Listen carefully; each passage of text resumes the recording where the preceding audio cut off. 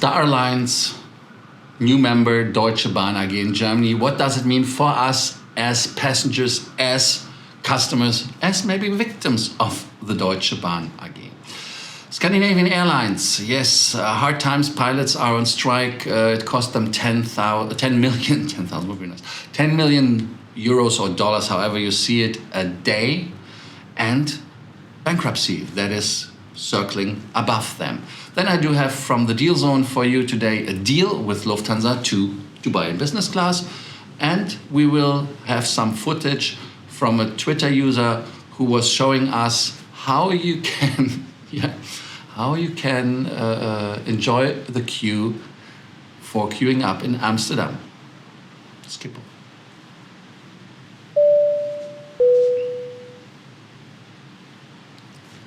My name is Lars. I'm here to bring you more miles, more points, more status, and more aviation news. Do not forget to subscribe, to hit the notification button, comment, and leave us a like. Thank you for doing so, and thank you for watching. Yesterday's episode was really working well as you watched it. Thank you for doing so. The first topic, Deutsche Bahn AG, is always fun. Why? Because that is the first company outside of the aviation industry who is part of the aviation alliance, Star Alliance. They are intermodal partner, of course. And it takes only until August to be the new member. But when you see that, it is making me a little bit think. Why? Why is it taking not more time? Normally it takes more than a year to be part of an alliance. For example, look at Oman Air. Oman Air, who is coming to the Star Alliance, to the One World Alliance, takes over a year, and it's a process. But what are the benefits for us? And that is the good question, which are still there with a big question mark. The question mark is from the press release, let's say from the Deutsche Bahn, that you can book with one booking process as an airline customer a combined ticket for your return flight, for your accommodation to the train as well, including a seat reservation. So when you're checking in, you can still get the check-in voucher or the check-in receipt ticket for your, or boarding pass, that is the word I was looking for the train. Okay, so far so good. Then you get the ICE train, which is included in the pricing. So you have the travel time, you have the travel times, and you have the prices. So okay.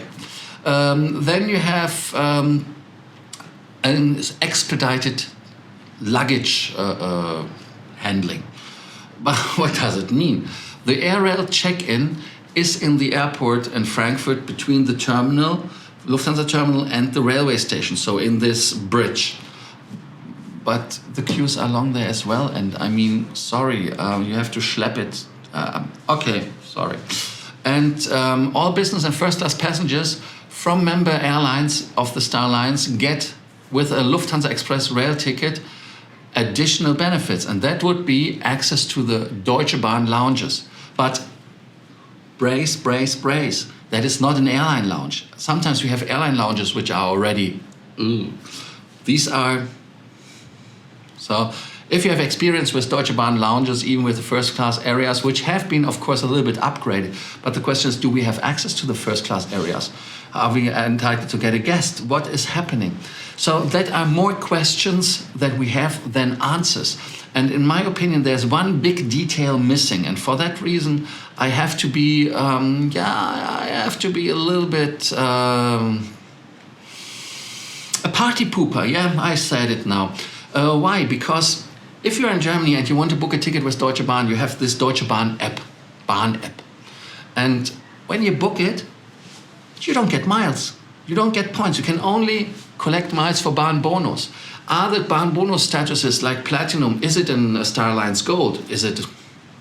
What is it? So that are questions which have not been answered. And I think that this partnership, it makes sense, of course, but it would make more sense if there would be more benefits. Do we get status miles? Do we get any other points? No, we have to book it always together with a flight.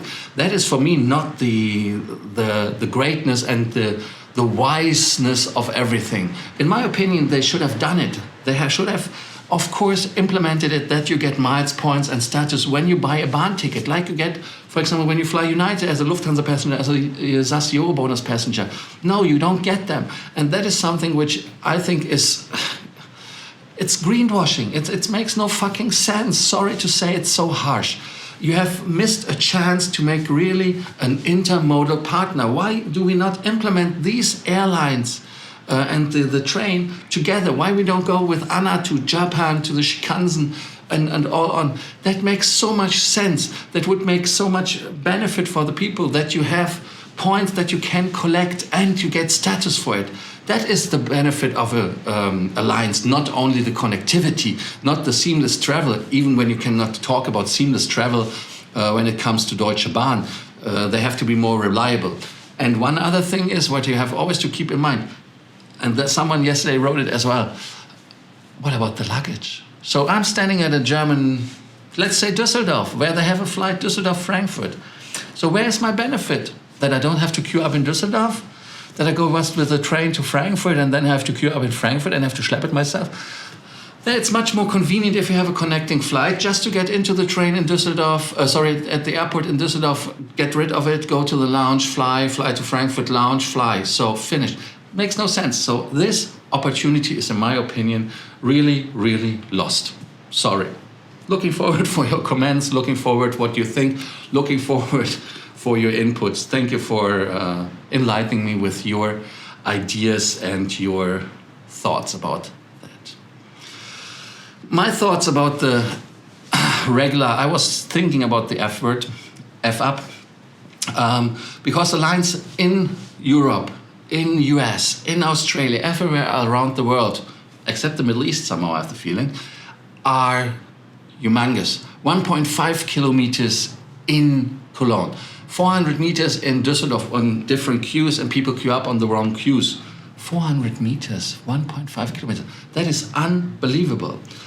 I mean, we are getting, of course, by the press and by all the coverage, used to these lines. I myself caught myself, oh shit, I have to go earlier to the airport. I'm normally 1 hour before the flight there and say, okay, no problem. This time I was 3 hours there before I got scared in Berlin. And that is, of course, a big headache, and this shouldn't be normal. But Evan George, an assistant professor at the University of Michigan, urology department there, I mean, man, old man get no who. Anyways, he was at a conference in Amsterdam, and he made some footage on his Twitter account. Thank you for that. I used it in my video, and he shows 60% of the line, and this is outside the terminal, yeah? So it is unbelievable. The video is running here somewhere next to me. And George said that the video had been shot from the back of his taxi driving past the lineup, which was, like I said, just the 60%. And security staff told him that the average wait to make to security points was 3 hours on Monday. 3. So it was not wrong that I went 3 hours before. Now outside the rain starts. Should I close the window? I closed the window to the balcony. So better for you. And then that cannot be the normal. Similar scenes were seen on Tuesday on EasyJet, on other queues. Amsterdam reduced the passengers per day for whole July to 67,500 passengers. They want to increase it again for August. And the seats they can sell from KLM, from Schiphol, are 13,500. That is not sustainable for an airline. So that is absolutely not acceptable. 73,000 passengers from August. Oh, my nose is tickling. Then I don't have to sneeze. But anyways, let me take a sip.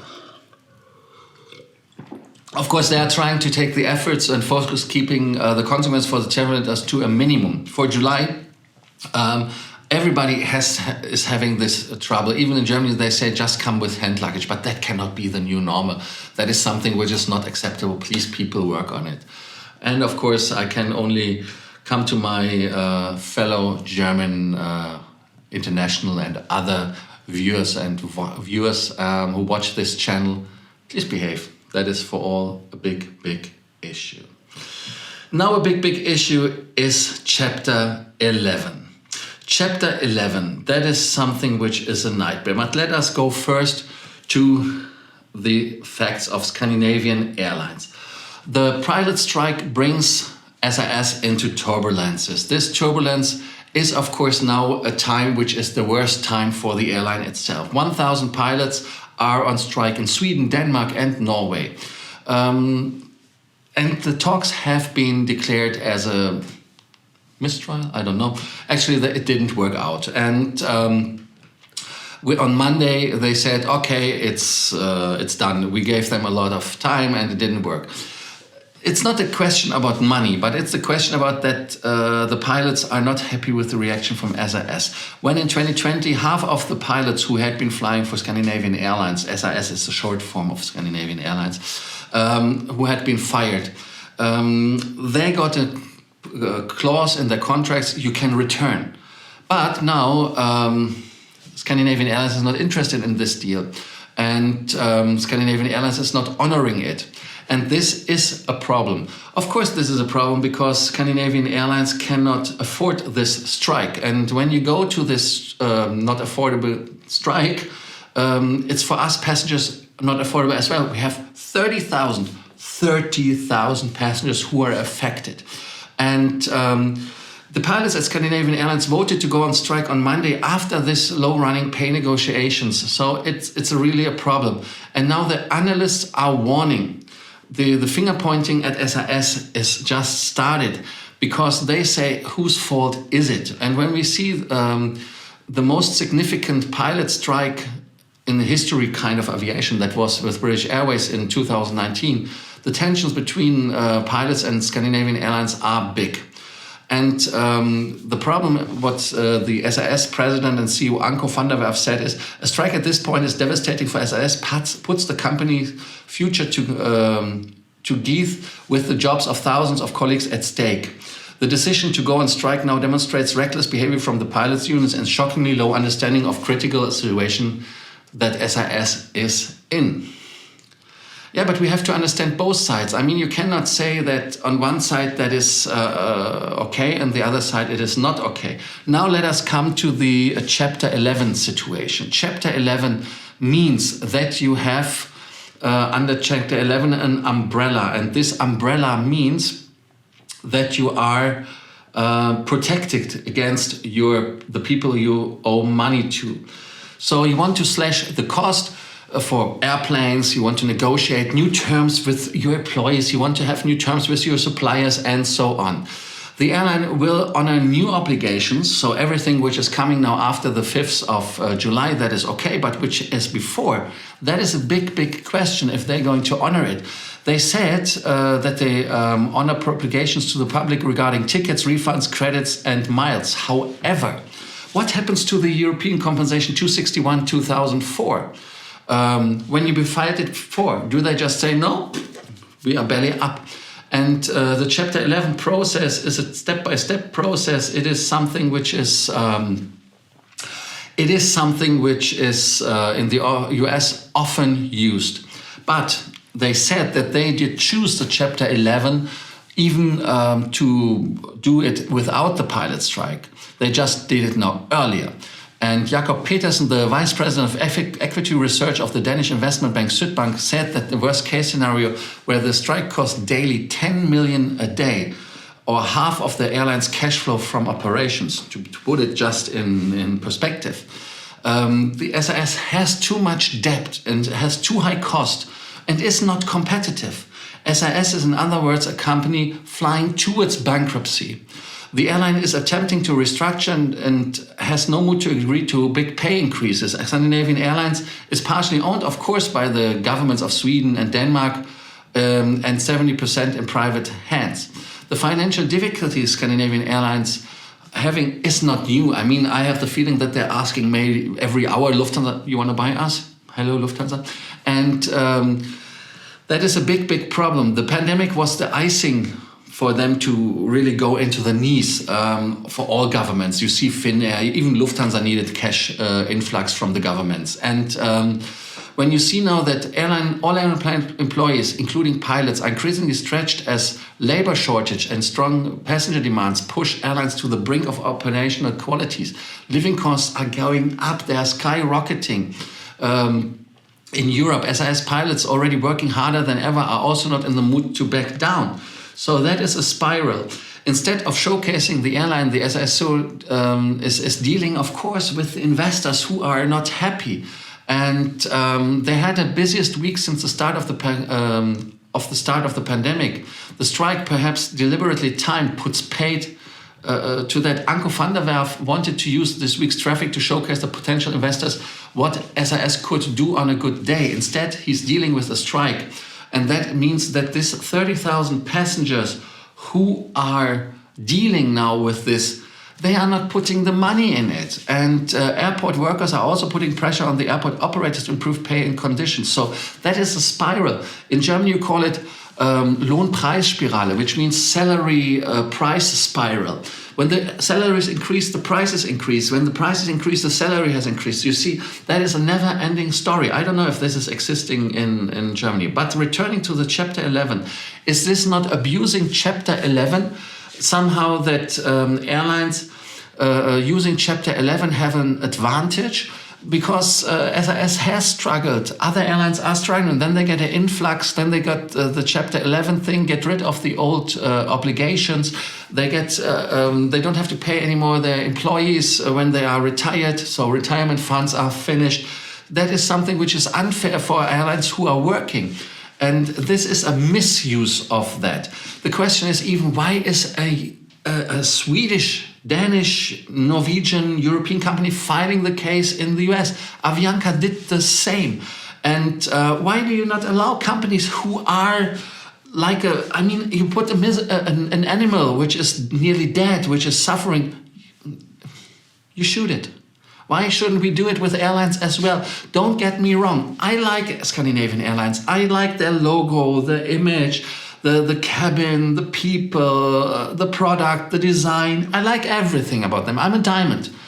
And you see, of course, the provocative thumbnail where I'm cutting my baggage tag, actually. I don't want them to go bankrupt. But the question is, if you do not deserve to stay in business, then you have to get out and you have to make space for other ones who are better than you are. And that is how our society works. Sorry. So now somebody new will come and climb to the top.